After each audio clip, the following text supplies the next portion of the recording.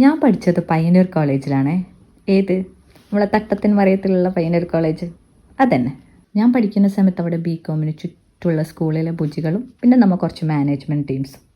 ഈ ബുജികളാണെങ്കിൽ free period കിട്ടിയ അപ്പോൾ ലൈബ്രറിയിലെത്തും. അപ്പം ഞാൻ എൻ്റെ ഫ്രണ്ട് നിക്കിറ്റിയും കൂടി പറയും, ഇവർ പഠിക്കുന്ന പോലെ നമ്മൾ പഠിച്ചില്ലെങ്കിൽ യൂണിവേഴ്സിറ്റി അത്ര ആരാ നമ്മത്തിൻ്റെ.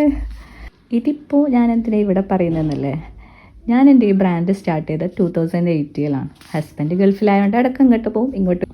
അപ്പോൾ എല്ലാം വർക്ക് സ്റ്റോപ്പാക്കും. ഞാൻ അന്ന് തുടങ്ങിയ സമയത്തുള്ള ബ്രാൻഡിൽ ഇപ്പോൾ വലിയ അവസ്ഥയിൽ കാണുമ്പോൾ ഞാൻ പറയും, അന്ന് ഞാൻ നിർത്താണ്ട് ചെയ്തിനെങ്കിൽ എന്ത് നമ്മളെ പഴയ യൂണിവേഴ്സിറ്റി ടോപ്പർ.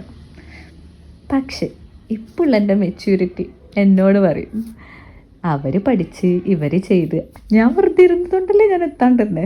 ഈ കുറ്റബോധം കാരണം ഞാൻ 2 മാസം മുന്നേ വീണ്ടും സ്റ്റാർട്ടാക്കി.